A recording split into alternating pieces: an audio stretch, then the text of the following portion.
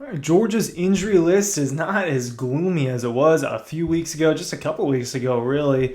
The Dogs are a lot healthier than they were. Saw that against Auburn when Lat McConkey, Javon Bullard, Kendall Milton, returned to, even though Kendall Milton didn't play a lot, returned to action. Amarius Mims is kind of the big missing piece at this point in Georgia's starting lineup and might come back a little bit sooner than you think. That might not be but a month away. That might not be but a few weeks away, right? If you just look at the timeline of tightrope ankle surgeries, Kirby Smart talked about his injury a little bit. They talked about Tyrion Ingram-Dawkins a little bit today, and he updated their status, right? Two of the more significant injuries. Obviously, the other significant injury for Georgia is Branson Robinson, who's out for the season. We know that. That's been out there for now. Is months too much? It hasn't been quite 2 months, I don't think. But Branson Robinson out for the season. Roderick Robinson is the only one we didn't really get an update on. And I'll talk about that a little bit, but don't expect him to be out for too long. He didn't suffer a season-ending injury. But Kirby updated us a little bit, so I'm going to sit here and talk about some injuries with you guys. Ryan Curley from Dog Post, talking about Georgia's injuries, talking about Amarius Mims. Look, when we're talking about Amarius Mims, we're talking about a guy that people think is a first-round type of football player in the NFL, a guy who's going to grade out as one of the top tackles in this upcoming draft because of his size and physicality, his measurables. They are unreal. When you talk about a 6'8", 330-ish pound guy who can run like 20 miles per hour almost. So Mims, Kirby Smart was asked about today, when's he going to come back? Because Lawson Lucky, if you do the same timeline as Lawson Lucky, then Amarius Mims will be back around the Florida game. Not doctor, but I think it'd be harder for a person of Amarius Mims' stature to come back as quickly as Lawson Lucky. But Kirby had kind of his opinion on it. This is what he said. I'm quoting, no goal. It's really about where he is, the timeline. If we're lucky, that would put him around there, the Florida game, but he may not be the exact same as Lawson Lucky.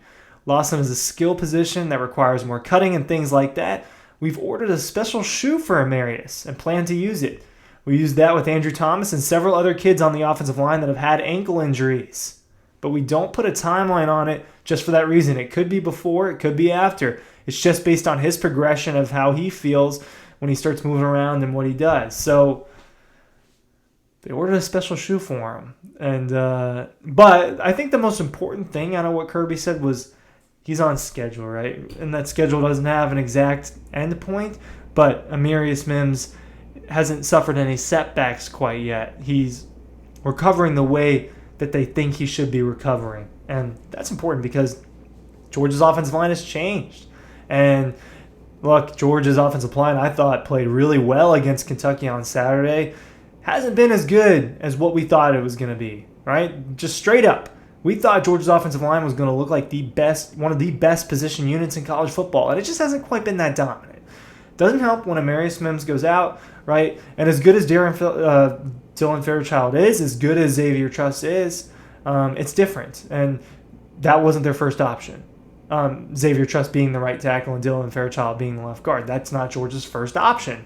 It's having Truss at left guard and having Amarius Mims at right tackle. And Tate Ratledge talked about it. Look, there's a chemistry thing between the guard and the tackle. And now that Tate is next to Xavier Truss and instead of Amarius Mims, they've had some work to get done. Now, I do think that they looked a lot better against the Wildcats on Saturday, but it affects things. And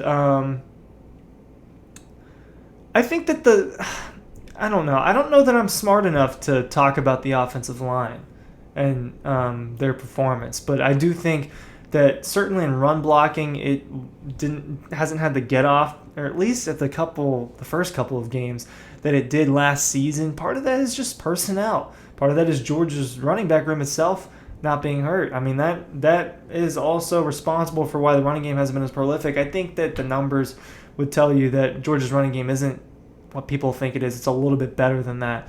Tyrion Ingram-Dawkins, right? This is a guy who best recruit in South Carolina a couple years ago, 2021. He gets a little bit of playing time with Georgia last year. Nothing super significant. I think he had about 10 tackles. I remember him having a fumble recovery in the rain against Tennessee in the second half. he was a guy who's going to have a bigger role this season. As he gets a little older, as as people leave, Tyrion Ingram-Dawkins hasn't played at all. A navicular foot issue, which I don't know what that means. Let's Google it. Let's learn science. Navicular.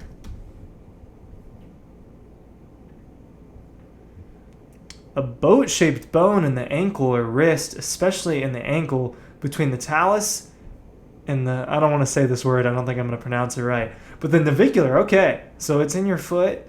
That doesn't sound good. I hope that I've never hurt my navicular before. I do have some bad ankles. Here's what he said. This is what Kirby said about Tyrion Ingram-Dawkins. So, who has been in a boot, has had a scooter on the sidelines this season, hasn't played yet. This happened in August. Yeah, as I talked about before, he's dealing with a foot injury. It's a significant injury. He's had a 4-week shutdown. I think we'll be on 5. He's going to start doing a little more next week, more being jogging and what I call weight bearing, not necessarily practice. So we have a plan and we have stages, and he's hit all the markers. So yeah, we're hopeful to get him back this year. But when that will be, I don't know. We're going to do what the doctors say. So, I mean, up in the air on when Tyrion Ingram-Dawkins is going to come back. I think Georgia's defensive line and just run defense in general obviously played much, much better against Kentucky than it did Auburn. Look, Auburn didn't just run all over Georgia. It's a little bit of a misconception. They just didn't. Georgia's run defense just looked susceptible. And that's why there was concern when Ray Davis runs for 280 yards against Florida and the team totals 329 against Florida. That's why people get concerned. But look, that's not what happens. Ray Davis didn't do that. Georgia's run defense looked really good. I think that Ingram-Dawkins would be an asset to Georgia's run defense more so than the pass rush. Maybe an added bonus come playoff time. But it doesn't sound like he's coming back anytime soon. If he's just now starting to run soon, he hasn't even quite started doing that yet. It doesn't sound to me like Tyrion Ingram-Dawkins is close to coming back.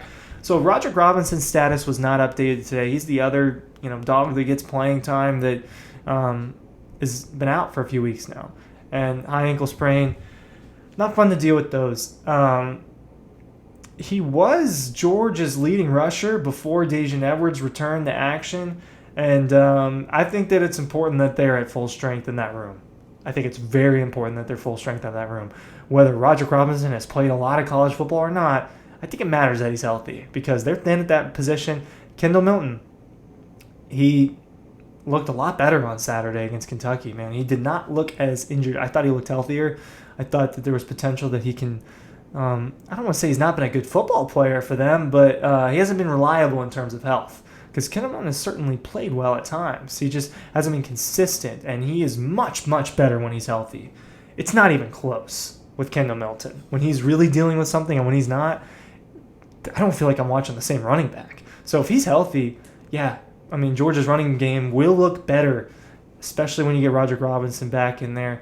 I would venture to guess that would be Florida at the earliest. I don't think he'll play this week up there. Might as well give that the bye. I'd be kind of surprised if we saw Roderick Robinson against Vanderbilt this coming week.